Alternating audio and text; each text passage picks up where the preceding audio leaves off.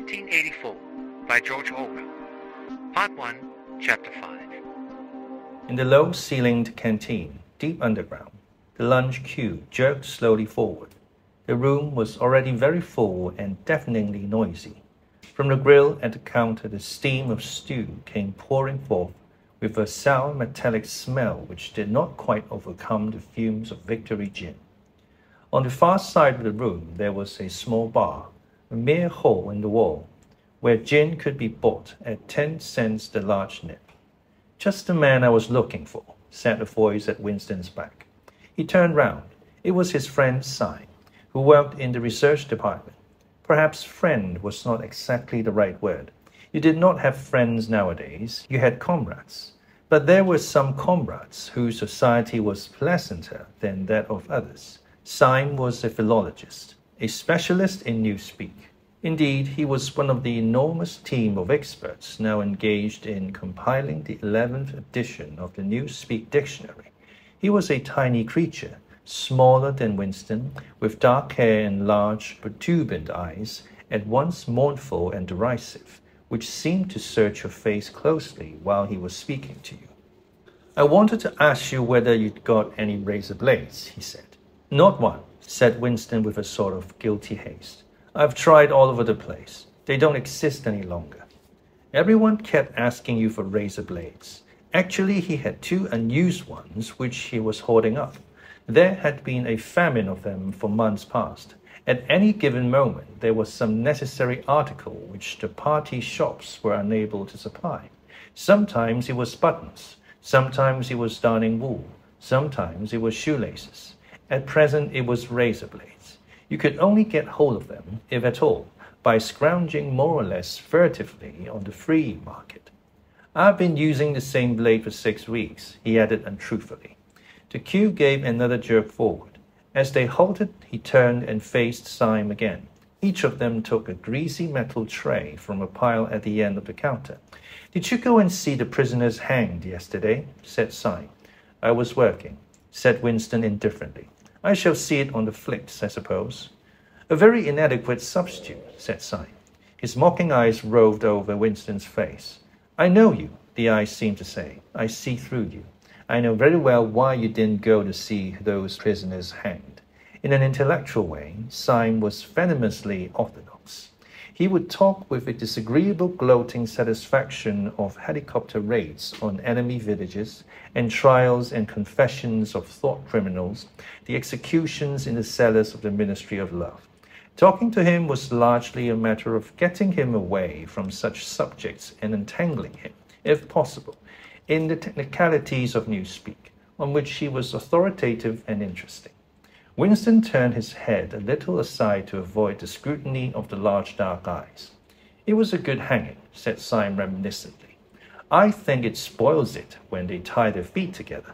I like to see them kicking, and above all, at the end, the tongue sticking right out, and blue, a quite bright blue. That's the detail that appeals to me." "Next, please," yelled the white-aproned pro with the ladle. Winston and Syme pushed their trays beneath the grill. Onto each was dumped swiftly the regulation lunch, a metal pannikin of pinkish-gray stew, a hunk of bread, a cube of cheese, a mug of milkless Victory coffee, and 1 saccharin tablet. "There's a table over there, under the telescreen," said Syme. "Let's pick up a gin on the way." The gin was served out to them in handleless china mugs. They threaded their way across the crowded room and unpacked their trays onto the metal-top table, on one corner of which someone had left a pool of stew, a filthy liquid mess that had the appearance of vomit. Winston took up his mug of gin, paused for an instant to collect his nerve, and gulped the oily-tasting stuff down. When he had winked the tears out of his eyes, he suddenly discovered that he was hungry. He began swallowing spoonfuls of the stew, which, in among its general sloppiness, had cubes of spongy pinkish stuff, which was probably a preparation of meat. Neither of them spoke again till they had emptied their pannikins. From the table at Winston's left, a little behind his back, someone was talking rapidly and continuously, a harsh gabble almost like the quacking of a duck, which pierced the general uproar of the room. "How is the dictionary getting on?" said Winston, raising his voice to overcome the noise. "Slowly," said Syme. "I'm on the adjectives. It's fascinating." He had brightened up immediately at mention of Newspeak. He pushed his pannikin aside, took up his hunk of bread in one delicate hand and his cheese in the other, and leaned across the table so as to be able to speak without shouting. "The 11th edition is the definitive edition," he said. "We're getting the language into its final shape, the shape it's going to have when nobody speaks anything else. When we finish with it, people like you will have to learn it all over again. You think, I dare say, that our chief job is inventing new words, but not a bit of it. We're destroying words, scores of them, hundreds of them, every day. We're cutting the language down to the bone. The 11th edition won't contain a single word that will become obsolete before the year 2050. He bit hungrily into his bread and swallowed a couple of mouthfuls, then continued speaking with a sort of pedant's passion. His thin, dark face had become animated. His eyes had lost their mocking expression and grown almost dreamy. It's a beautiful thing, the destruction of words. Of course, the great wastage is in the verbs and adjectives, but there are hundreds of nouns that can be got rid of as well. It isn't only the synonyms, there are also the antonyms. After all, what justification is there for a word which is simply the opposite of some other word? A word contains its opposite in itself. Take good, for instance. If you have a word like good, what need is there for a word like bad? Ungood will do just as well.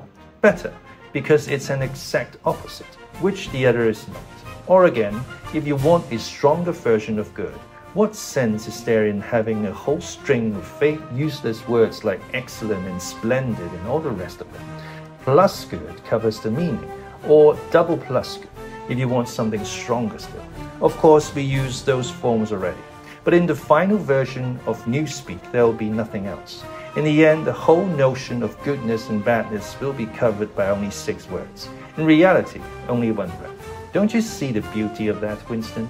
It was BB's idea originally, of course, he added as an afterthought. A sort of vapid eagerness flitted across Winston's face at the mention of Big Brother. Nevertheless, Syme immediately detected a certain lack of enthusiasm. "You haven't a real appreciation of Newspeak, Winston," he said almost sadly. "Even when you write it, you're still thinking in old speak. I've read some of those pieces that you write in the Times occasionally. They're good enough, but they're translations. In your heart, you'd prefer to stick to old speak, with all its vagueness and its useless shades of meaning. You don't grasp the beauty of the destruction of words. Do you know that Newspeak is the only language in the world whose vocabulary gets smaller every year?" Winston didn't know that, of course.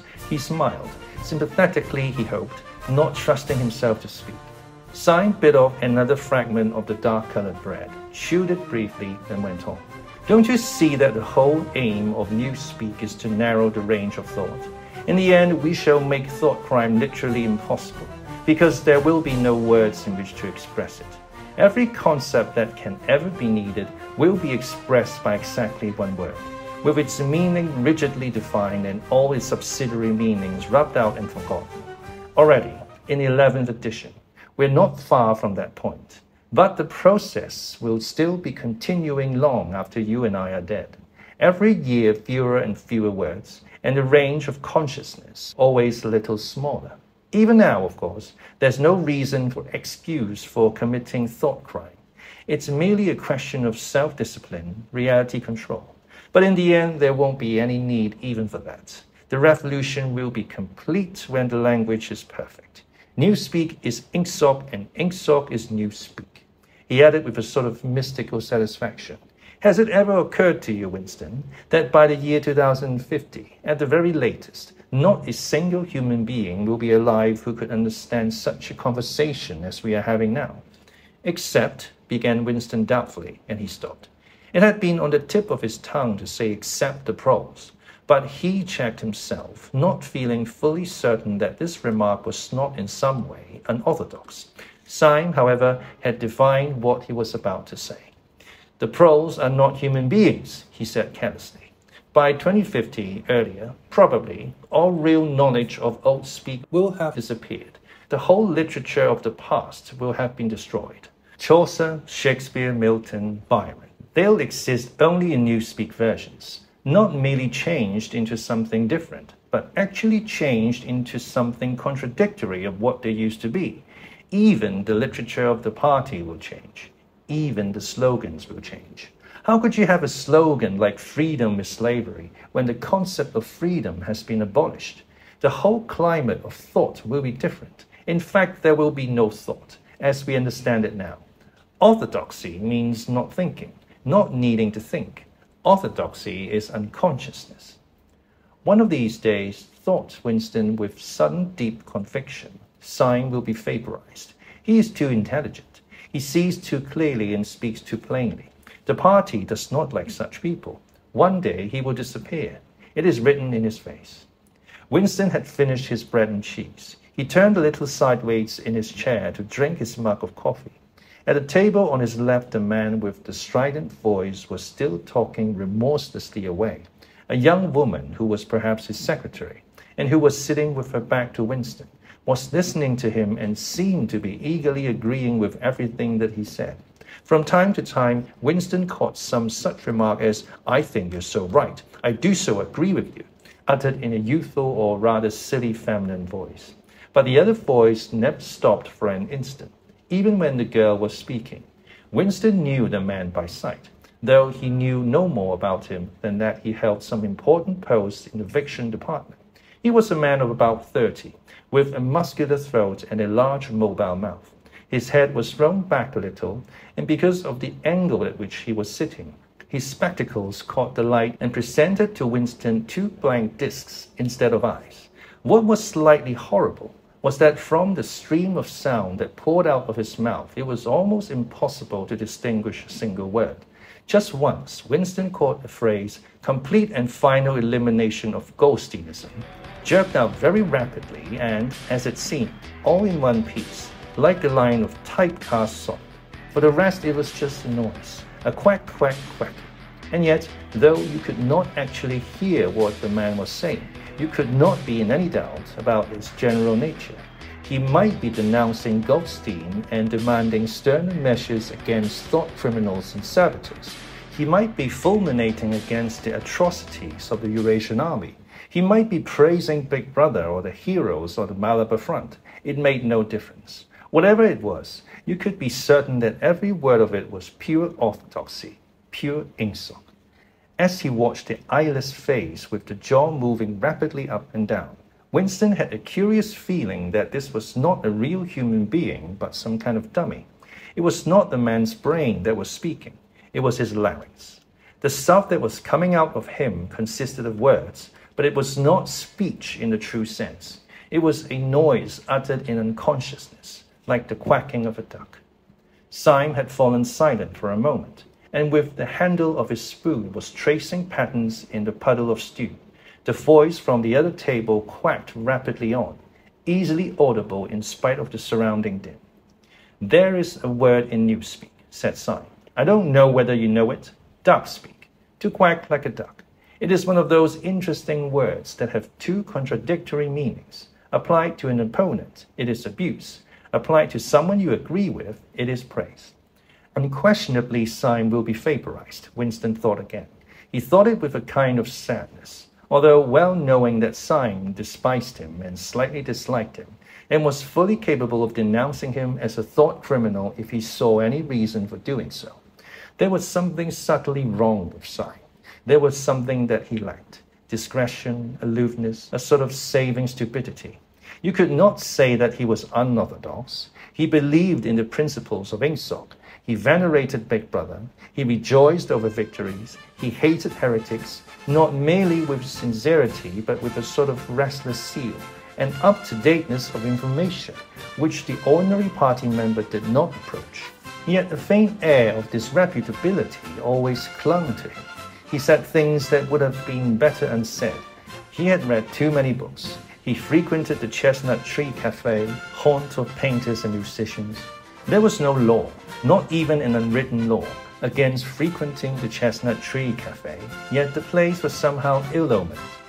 The old discredited leaders of the party had been used to gather there before they were finally purged. Goldstein himself, it was said, had sometimes been seen there years and decades ago. Syme's fate was not difficult to foresee, and yet it was a fact that if Syme grasped, even for 3 seconds, the nature of his, Winston's, secret opinions, he would betray him instantly to the thought police. So would anybody else, for that matter. But Syme more than most. Zeal was not enough. Orthodoxy was unconsciousness. Syme looked up. "Here comes Parsons," he said. Something in the tone of his voice seemed to add, "That bloody fool." Parsons, Winston's fellow tenant at Victory Mansions, was in fact threading his way across the room, a tubby, middle-sized man with fair hair and a frog-like face. At 35, he was already putting on rolls of fat at neck and waistline, but his movements were brisk and boyish.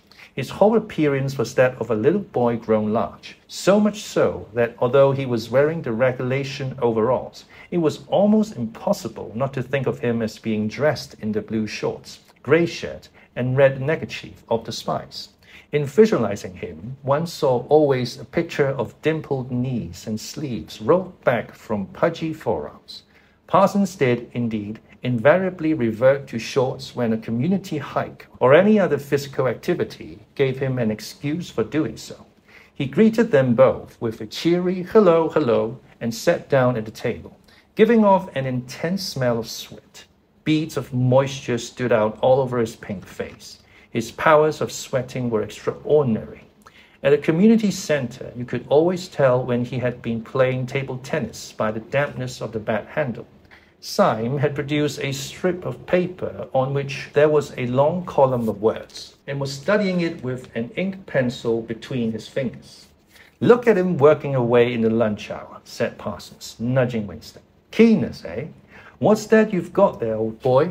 Something a bit too brainy for me, I expect. Smith, old boy, I'll tell you why I'm chasing you. It's that sub you forgot to give me." "Which sub is that?" said Winston, automatically feeling for money. About a quarter of one's salary had to be earmarked for voluntary subscriptions, which were so numerous that it was difficult to keep track of them. "For Hate Week, you know, the house-by-house fund. I'm treasurer for our block. We're making an all-out effort, going to put on a tremendous show. I tell you, it won't be my fault if Old Victory Mansions doesn't have the biggest outfit of flags in the whole street. $2 you promised me." Winston found and handed over 2 creased and filthy notes, which Parsons entered in a small notebook, in the neat handwriting of the illiterate. "By the way, old boy," he said, "I hear that little beggar of mine let fly at you with his catapult yesterday. I gave him a good dressing down for it. In fact, I told him I'd take the catapult away if he does it again." "I think he was a little upset at not going to the execution," said Winston. "Ah, well. What I mean to say shows the right spirit, doesn't it? Mischievous little beggars they are, both of them. But talk about keenness. All they think about is the spies, and the war, of course. Do you know what that little girl of mine did last Saturday, when her troop was on a hike out Berkhamsted way? She got 2 other girls to go with her, slipped off from the hike, and spent the whole afternoon following a strange man. They kept on his tail for 2 hours, right through the woods, and then, when they got into Amersham, handed him over to the patrols." "What did they do that for?" said Winston, somewhat taken aback. Parsons went on triumphantly. "My kid made sure he was some kind of enemy agent. Might have been dropped by parachute, for instance. But here's the point, old boy. What do you think put her on to him in the first place? She spotted he was wearing a funny kind of shoes, said she'd never seen anyone wearing shoes like that before. So the chances were he was a foreigner. Pretty smart for a nipper of 7, eh?" "What happened to the man?" said Winston. "Ah, that I couldn't say, of course. But I wouldn't be altogether surprised if—" Parsons made the motion of aiming a rifle and clicked his tongue for the explosion. "Good," said Syme abstractedly, without looking up from his strip of paper. "Of course we can't afford to take chances," agreed Winston dutifully. "What I mean to say, there is a war on," said Parsons. As though in confirmation of this, a trumpet call floated from the telescreen just above their heads. However, it was not the proclamation of a military victory this time, but merely an announcement from the Ministry of Plenty. "Comrades," cried an eager youth voice, "attention, comrades. We have glorious news for you. We have won the battle for production.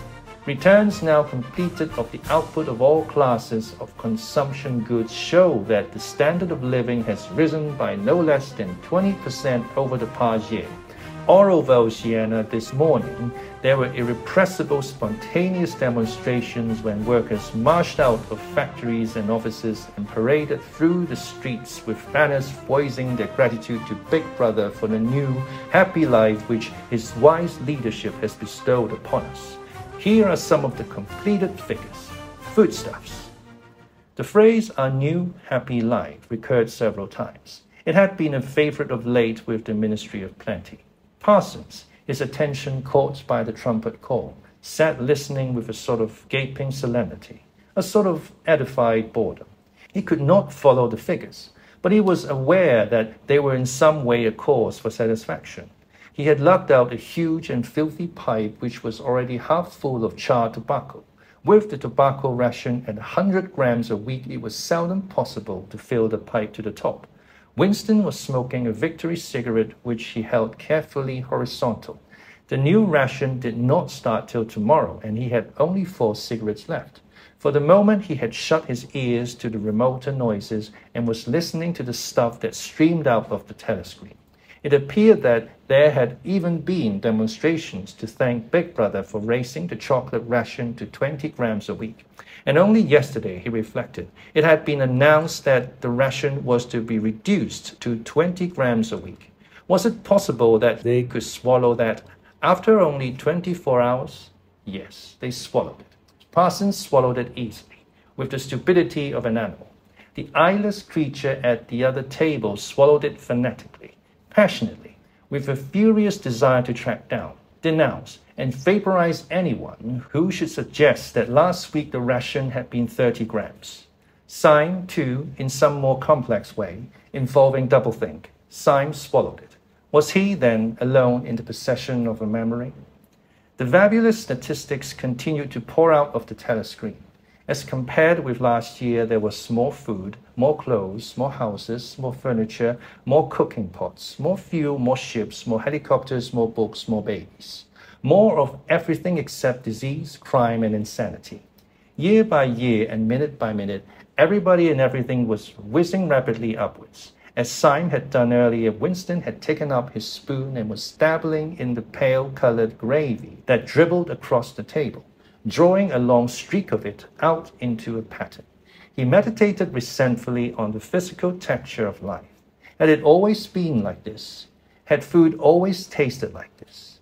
He looked round the canteen, a low-ceilinged, crowded room, its walls grimy from the contact of innumerable bodies, battered metal tables and chairs, placed so close together that you sat with elbows touching, bent spoons, dented trays, coarse white mugs, all surfaces greasy, grime in every crack, and a sourish composite smell of bad gin and bad coffee and metallic stew and dirty clothes. Always in your stomach and in your skin there was a sort of protest, a feeling that you had been cheated of something that you had a right to. It was true that he had no memories of anything greatly different. In any time that he could accurately remember, there had never been quite enough to eat. One had never had socks or underclothes that were not full of holes. Furniture had always been battered and rickety. Rooms underheated, tube trains crowded, houses falling to pieces, bread dark-colored, tea a rarity, coffee filthy tasting, cigarettes insufficient. Nothing cheap and plentiful except synthetic gin. And though, of course, it grew worse as one's body aged, was it not a sign that this was not the natural order of things? If one's heart sickened at the discomfort and dirt and scarcity, the interminable winters, the stickiness of one's socks, the lifts that never worked, the cold water, the gritty soap, the cigarettes that came to pieces, the food with its strange evil tastes, why should one feel to be intolerable unless one had some kind of ancestral memory that things had once been different? He looked round the canteen again. Nearly everyone was ugly, and would still have been ugly even if dressed otherwise than in the uniform blue overalls. On the far side of the room, sitting at the table alone, a small, curiously beetle-like man was drinking a cup of coffee, his little eyes darting suspicious glances from side to side. How easy it was, thought Winston, if you did not look about you, to believe that the physical type set up by the party as an ideal, tall, muscular youths and deep-bosomed maidens, blonde-haired, vital, sunburned, carefree, existed and even predominated. Actually, so far as he could judge, the majority of people in Airstrip 1 were small, dark, and ill-favored. It was curious how that beetle-like type proliferated in the ministries. Little dumpy men, growing stout very early in life, with short legs, swift scuttling movements, and fat, inscrutable faces with very small eyes. It was the type that seemed to flourish best under the dominion of the party. The announcement from the Ministry of Plenty ended on another trumpet call and gave way to tinny music. Parsons, stirred to fake enthusiasm by the bombardment of figures, took his pipe out of his mouth. The Ministry of Plenty's certainly done a good job this year, he said with a knowing shake of his head. By the way, Smith, old boy, I suppose you haven't got any razor blades you can let me have? Not one, said Winston. I've been using the same blade for 6 weeks myself. Ah, well, just thought I'd ask you, old boy. Sorry, said Winston. The quacking voice from the next table, temporarily silenced during the ministry's announcement, had started up again, as loud as ever. For some reason, Winston suddenly found himself thinking of Mrs. Parsons, with her wispy hair and the dust in the creases of her face. Within 2 years, those children would be denouncing her to the thought police. Mrs. Parsons would be vaporized. Syme would be vaporized. Winston would be vaporized. O'Brien would be vaporized. Parsons, on the other hand, would never be vaporized. The eyeless creature with the quacking voice would never be vaporized.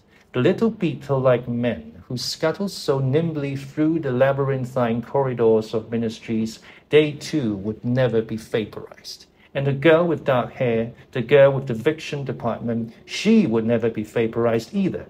It seemed to him that he knew instinctively who would survive and who would perish, though just what it was that made for survival, it was not easy to say.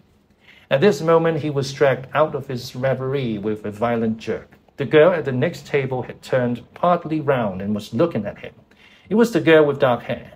She was looking at him in a sidelong way, but with curious intensity. The instant she caught his eye, she looked away again. The sweat started out on Winston's backbone. A horrible pang of terror went through him. It was gone almost at once, but it left a sort of nagging uneasiness behind. Why was she watching him? Why did she keep following him about? Unfortunately, he could not remember whether she had already been at the table when he arrived, or had come there afterwards. But yesterday, at any rate, during the 2 minutes' hate, she had sat immediately behind him when there was no apparent need to do so. Quite likely her real object had been to listen to him and make sure whether he was shouting loudly enough. His earlier thought returned to him. Probably she was not actually a member of the thought police, but then it was precisely the amateur spy who was the greatest danger of all. He did not know how long she had been looking at him, but perhaps for as much as 5 minutes, and it was possible that his features had not been perfectly under control. It was terribly dangerous to let your thoughts wander when you were in any public place or within range of telescreen. The smallest thing could give you away. A nervous tic, an unconscious look of anxiety, a habit of muttering to yourself, anything that carried with it the suggestion of abnormality, of having something to hide. In any case, to wear an improper expression on your face was itself a punishable offense. There was even a word for it in Newspeak. Face crime, it was called. The girl had turned her back on him again. Perhaps, after all, she was not really following him about. Perhaps it was coincidence that she had sat so close to him 2 days running. His cigarette had gone out, and he laid it carefully on the edge of the table. He would finish smoking it after work, if he could keep the tobacco in it. Quite likely the person at the next table was a spy of the thought police, and quite likely he would be in the cellars of the Ministry of Love within 3 days. But a cigarette end must not be wasted. Syme had folded up his strip of paper and stowed it away in his pocket. Parsons had begun talking again. "Did I ever tell you, old boy," he said, chuckling round the stem of his pipe, "about the time when those two nippers of mine set fire to the old market woman's skirts because they saw her wrapping up sausages in the poster of BB? Sneaked up behind her and set fire to it with a box of matches. Burned her quite badly, I believe. Little beggars, eh? But keen as mustard. That's a first-rate training they give them in the spies nowadays. Better than in my day, even. What do you think's the latest thing they've served them out with? Ear trumpets for listening through keyholes. My little girl brought one home the other night. Tried it out on our sitting room door, and reckoned she could hear twice as much as with her ear to the hole. Of course, it's only a toy, mind you. Still, gives them the right idea, eh?" At this moment, the telescreen let out a piercing whistle.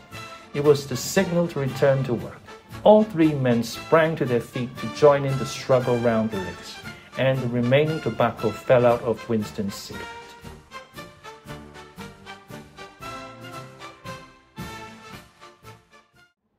Derisive. Derisive. Adjective. Expressing contempt or ridicule. Saccharine. Saccharine. Adjective. Relating to or containing sugar, sugary. Pannikin. Pannikin. Noun. A small metal drinking cup. Fulminating. Fulminating. Verb. Express vehement protest.